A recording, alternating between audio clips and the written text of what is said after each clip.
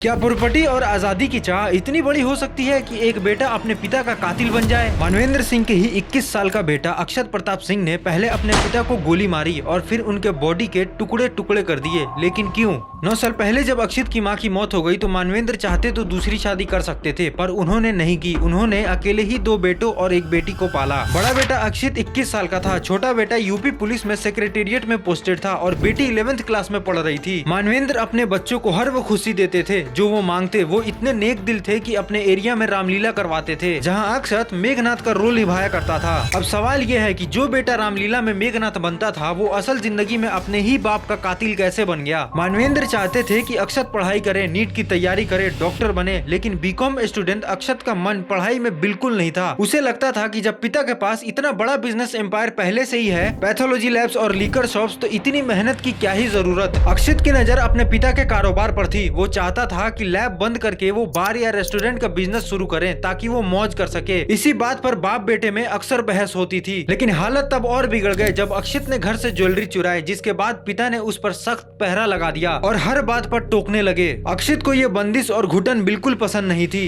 20 फरवरी सुबह के लगभग 4:30 बजे इसी बात पर झगड़ा हुआ। गुस्से में मानवेंद्र ने अपनी लाइसेंस गन निकाल ली अक्षत को डराने के लिए। जब अक्षत शांत हुआ तो पिता ने गन साइड में रख दी। बस वही मौका देख अक्षत गुस्से और प्रॉपर्टी के लालच में गन उठाई और अपने पिता के सीने में गोली मार दी। गोली की आवाज सुनकर 17 साल की बहन नीचे से ऊपर 3rd फ्लोर पे भागी और अपने भाई को हथियार के साथ देख लिया। अक्षत ने उसे भी धमकाया कि किसी को बताया तो उसे भी काट के एसिड में डाल देगा। इसके बाद अक्षत ने अपने पिता के बॉडी को घसीटकर ग्राउंड फ्लोर के खाली कमरे में ले गया और आरी से बॉडी को लगभग 6 टुकड़े किए। बॉडी का मेन हिस्सा यानी धड़ को केरोसिन के ब्लू ड्रम में छुपा दिया और पैरों को घुटने के नीचे से और दोनों हाथों को अलग कर दिया था। इन सब बॉडी पार्ट को उसने सदरौना एरिया में फेंक दिया और जहाँ जहाँ खून के निशान थे उन सब जगहों को उसने रिपेंट कर दिया। मतलब खून के धब्बों को उसने पेंट से छुपा दिया। इतना सब दरिंदगी करने के बाद अगले दिन वो खुद पुलिस स्टेशन गया और अपने पिता के मिसिंग रिपोर्ट लिखाई। उसने कहानी बनाई कि पिता सुबह 6 बजे दिल्ली के लिए निकले थे और वापस नहीं आए। पुलिस को शुरू से उस पर शक था क्योंकि उसके चेहरे पर कोई दुख या शिकन नहीं थी। जब पुलिस ने मानवेंद्र सिंह का फोन ट्रेस किया तो उनकी लास्ट लोकेशन काकोरी के पास सदरौना इलाके में मिली और हैरानी की बात यह थी कि अक्षत का कॉल रिकॉर्ड निकालने पर उसकी लोकेशन भी वही मिली। पुलिस ने जब अक्षत से सख्ती से पूछताछ की तो उसने अपना गुनाह कबूल कर लिया। वो पुलिस को अपने घर ले गया जहां से वो नीला ड्रम बरामद हुआ। पुलिस इन्वेस्टिगेशन में सामने आया है कि अक्षत ने अपने पिता मानवेंद्र सिंह का खून काफी गहरी रंजिश, गुस्से और लालच में किया है। पड़ोसियों का कहना है कि उन्होंने गोली की आवाज सुनी थी, पर शादी का सीजन होने की वजह से उन्हें लगा कि पटाखे फूट रहे हैं। अंत में बचा तो सिर्फ एक उजड़ा हुआ परिवार और कई अनसुलझे सवाल।